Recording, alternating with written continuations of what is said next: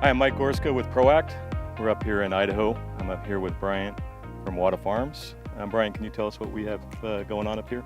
Yeah, Mike, we are starting our sand potato harvest here in Fort Hall, Idaho. Right now we are digging sand burbanks that we will be selling to you later this year. Can you tell me a little bit of the difference? I know that this is, I think, the first day for burbanks up here in Idaho. I think the main harvest so far has been Norcotas. Can you tell us the difference between the two? Yeah, so we'll use Norcotas as an early variety. Norcotas take less time to grow, and so we can get them on the market a little bit quicker. The downside with the Norcota is they've got lower gravities and lower solid content. And so, especially when you're going to fry them, you'll definitely notice a difference. And so that's why we raise burbanks. When we get into the burbanks, that is going to be the nice all-purpose traditional Idaho potato. Hey, can you give us the process of growing from start to finish? Sure. So these potatoes would have been planted around the third week of April. We grow them all year long until where we at now. We're in the middle of September. We will dig them. They'll go into one of our storages where they've got to cure for around 3 to 4 weeks. After that, depending on where they land in the run schedule, we may store them anywhere from 3 months all the way up to nearly 10 months before we actually run them and send them to the market.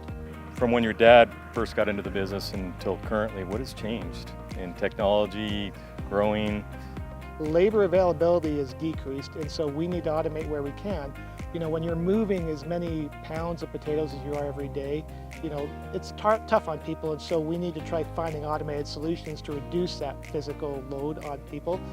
From an equipment technology standpoint, with GPS and auto navigation, it takes less people to farm than it used to, and the process is much more precise than it used to. We can use less water, we can use less chemical, we can use less fertilizer, and even with those reductions in inputs, we can get more yield as an end result. In addition to that, I think we're better stewards of the environment too because of those reduced inputs. And when these potatoes go to the storage, can you tell us a little bit more about that process? Yeah, so these trucks here will go to our potato storage, and imagine a big building. The potatoes are bulk stored inside. We'll store them like that just so we can supply the market nearly 12 months of the year. You know, within a big building, we've got tubes that run underneath the potatoes, and those tubes will supply air. Air will flow through those tubes. The air will percolate up through that pile of potato.